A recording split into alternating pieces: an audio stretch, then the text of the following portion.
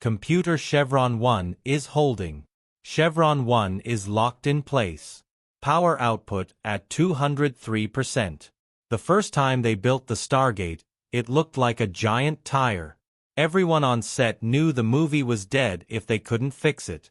So, they repainted the entire 22 FFT ring overnight and hoped for the best. Then the visual effects supervisor got fired and then fired again and again. He lost count of how many times Roland Emmer told him to leave. But somehow, working from a garage with iced tea powder and a drill, he created the most iconic portal music effect in film history.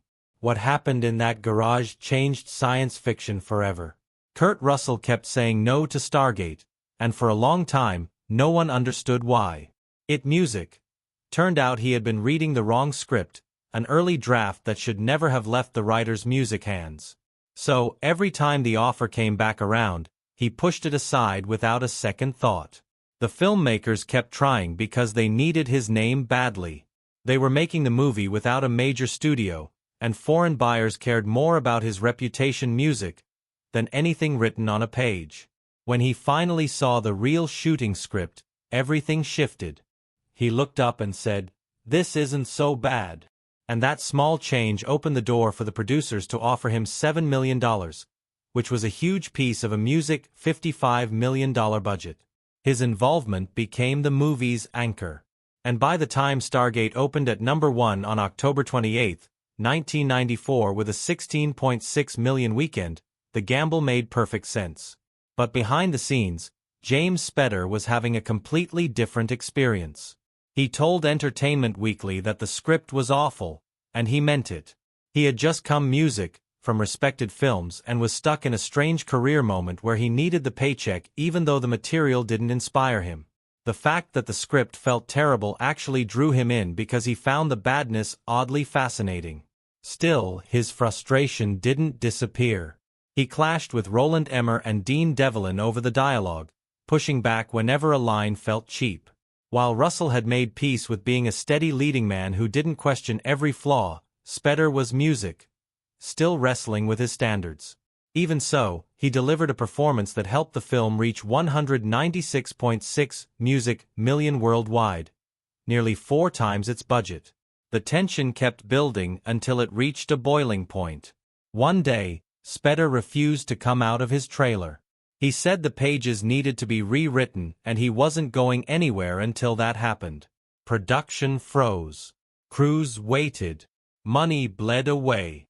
Devlin and Emmer grabbed pens and started rewriting on the spot just to get the cameras rolling again. Then, as everything stalled, Russell snapped. He marched straight to Spout's trailer and demanded answers.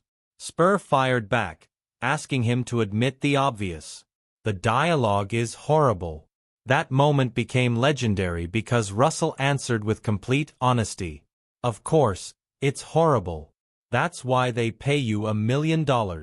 If it was brilliant, you do it for free.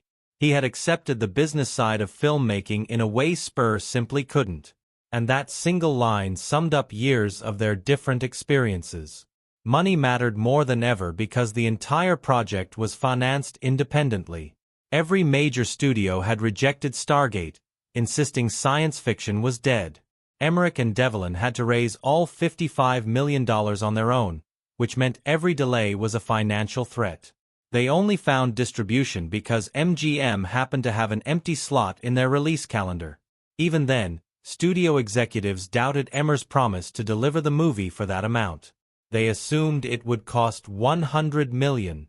When the movie became a hit, earning over $71 million in the United States alone, the success proved that the risk had been worth it and set the stage for the long-running franchise that followed. Still, even simple things went wrong. The first time the team built the 22 FFT ring prop, they painted it flat black so it would look ancient and mysterious. Under the studio lights, it looked like a giant Goodyear tire. Devlin later said it had no depth or texture at all, and instead of feeling alien, it felt cheap and heavy. They knew the entire movie depended on the Stargate looking powerful, so they took a risk and repainted the whole thing metallic silver between shooting days. The new color caught light in completely different ways.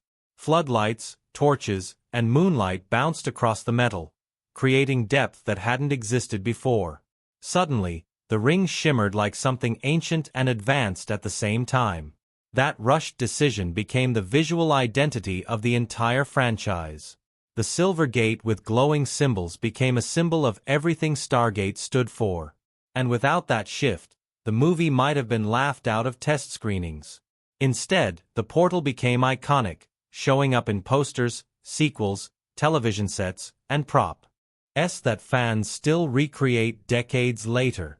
To bring this world to life, the production team needed space. So, they moved into the Spruce Goose Dome in Long Beach. It was the largest freestanding aluminum dome in the world, built at a cost of $25 million to house Howard Hughes's huge Hercules aircraft. After the plane moved to Oregon in 1992, the dome became an empty giant waiting to be filled. Inside that massive space, workers built Stargate Command, Raz Pyramid Ship, and everything in between. 300 people spent 6 months on it, creating sets that covered more ground than 4 football fields. The scale helped the movie feel bigger than its budget. Even after filming, chaos followed. In the final week before delivery, the editors decided the movie needed more visual effects. Not a handful of shots, but 66 new ones. That meant the effects team had to work night after night with no break. Visual effects artist Mitch Dra used an early real-time compositing system called Domino to push through the impossible workload. He finished all 66 shots in just 7 days, and every one of them worked. The late additions gave the film more spectacle and helped tie together scenes that had felt thin. While adding digital effects helped, the visual heart of the movie came from a garage experiment. After Roland Emmerich rejected every idea for the gate's liquid surface and even fired VFX supervisor Jeffrey Oken, and cinematographer David Stump retreated to a small plexiglass tank in a garage. They filled it with water and iced tea powder, then stuck a wooden beam on a drill to mix it. When the swirl settled, they saw the strange spiral that became the signature strudel effect behind the gate. Oken remembered that mercury tanks had once been used to create mirror effects. So, he filmed the underside of the water from a tilted angle. That small moment became the heart of the portal. The experiments didn't stop there. Someone found an air mortar and they fired it into the tank at 26 pounds of pressure. The entire block of water flew out and landed on top of Dave Stump, soaking him completely. They lowered the pressure to just over 2 pounds, filmed again, and finally captured the explosive cush followed by the receding vortex.